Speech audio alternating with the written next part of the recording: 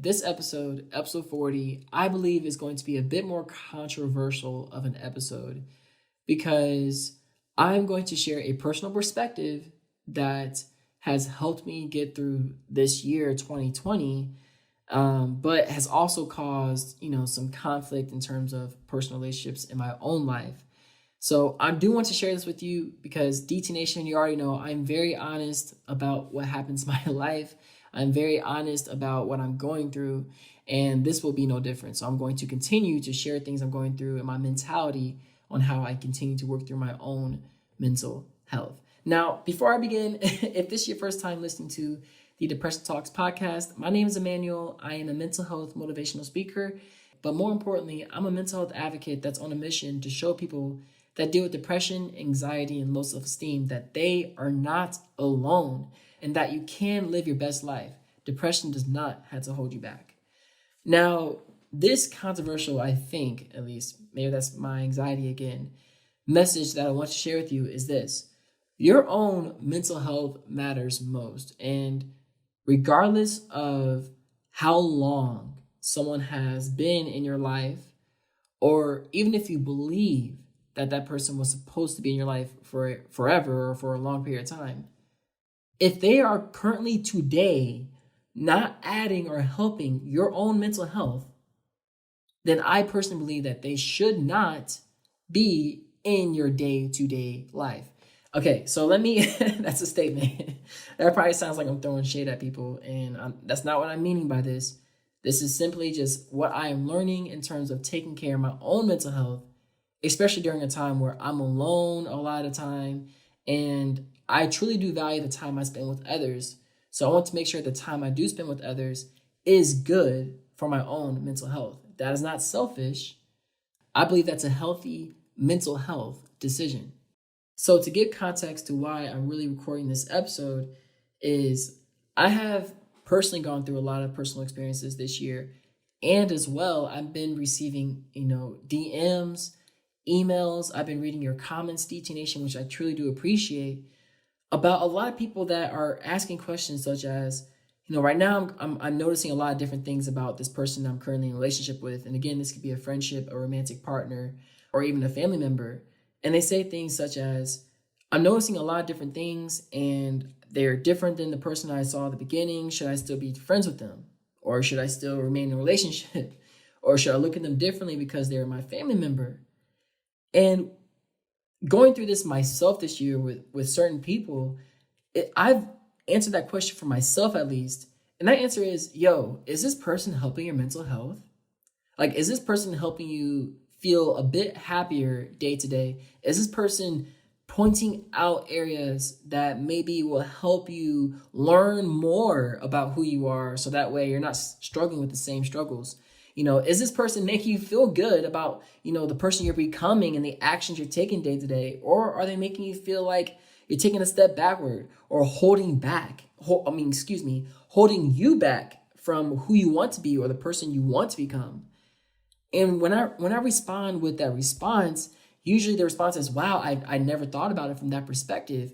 Honestly, I never thought about it from that perspective until this year as well. It is not selfish for you to want to put your own mental health first above the other person or the other person that you have a relationship with. I believe that anyone that has a relationship with one another, they both should care about taking care of their own mental health first and then helping each other with each other's mental health. I believe that's a balanced relationship. And then, okay, let me take it a little step further because let's say outside of the mental health aspect, outside of is this person helping your mental health or not, does this person have empathy?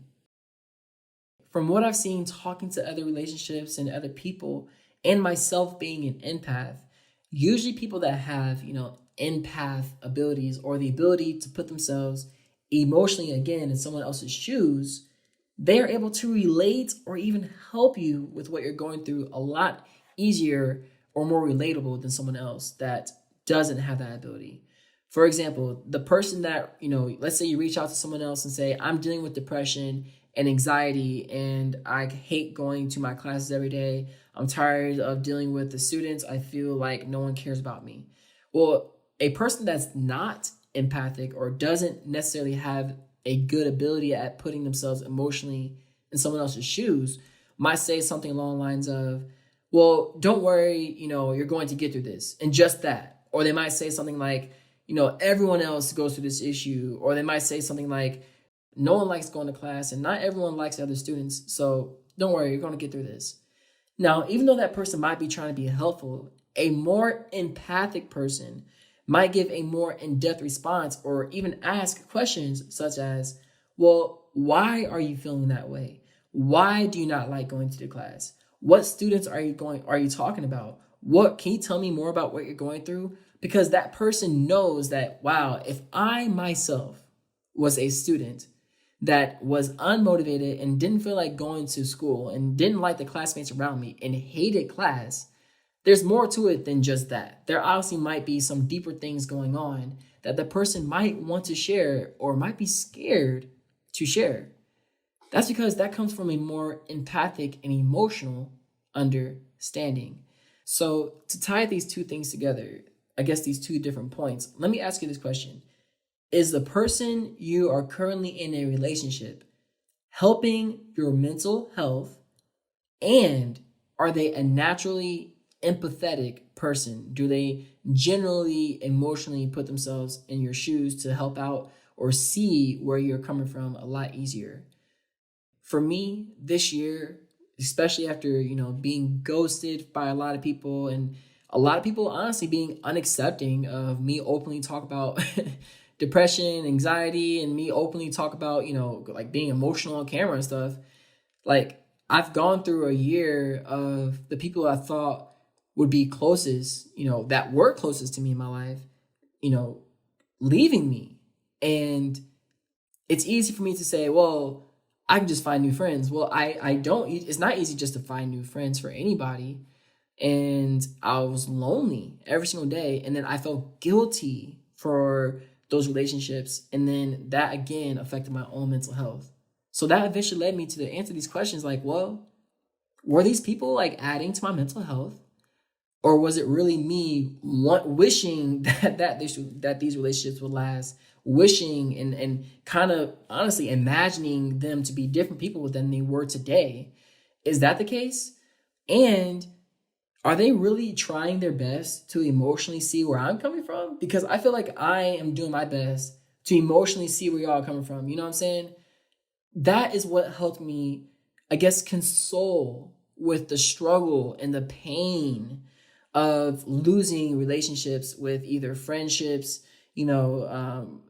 romantic partners and family members that I've seen again that so many people have been struggling with this year.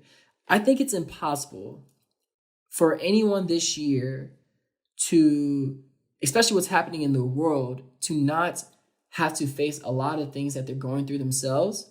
And by facing those things, all of us are changing. Like there's not one person on this planet, I believe, this is just personal beliefs again. There's not one person on this planet that has not been affected so much by what's happening by either COVID, by this presidency, by, racism or stereotyping or prejudice, by the economy, social media. There's so many things, the news, and not have changed their character or personality. I know I'm not the same person I was on January 1st, 2020. So we are all changing. That only makes it natural that there's more friction amongst relationships than ever when there's such a dramatic change in who we are today. This episode to me was a little bit different than normal, and maybe that's just my anxiety, but I really believe that it's kind of controversial saying, even though this person, you may have known them your whole life since childhood, or they've helped you get through the toughest moments or rough moments in your life, even though they did those things, who they are today is not benefiting my mental health the way I need them to today. Or this person is making my mental health worse, and I no longer want them in my life. That's a controversial statement, and it may sound very mean, I don't want to come off as a mean person. I want to come off as an honest person because, again, I am always honest and I generally enjoy having relationships with people, friendships, and, obviously my girlfriend. I'm very happy with my wonderful lady and my family that I want genuine, authentic, and empathetic people that can tell me, areas that can help me improve my mental health, that can tell me areas I need to work on in my character and personality, that's blunt with me. So that way I know, like, yo, I can still improve and get better. There's still ways for me to get better in terms of my happiness, in terms of my joy, and knowing who I am and understanding my own mental health. I'm not telling you to do anything. I'm simply asking, please just make sure you're aware about the people that you're currently having relationships, with, because those people do have an impact on your mental health, and only you can dictate whether or not they're benefiting and helping your mental health or making it worse. And hey, they better be making it better because this is your life and your life truly matters. I really hope that you took something out of listening to this episode. And if you did, don't forget to join the private DT Nation Facebook group. Just go to Facebook and type in DT Nation, and I'll make sure to add you right after this episode. That's an awesome group of members that openly, and I do mean openly, talking about depression, anxiety, and low self-esteem. Again, just go to Facebook and type in DT Nation, and I'll make sure to add you right after this episode. And please don't forget, your mental health matters. It does. Don't stay in any relationship that is toxic to your own mental health, because guess what? Your life matters. All right, I think it's time to end this episode. As I always say, do you stay swagalicious and keep smiling. See you in the next episode.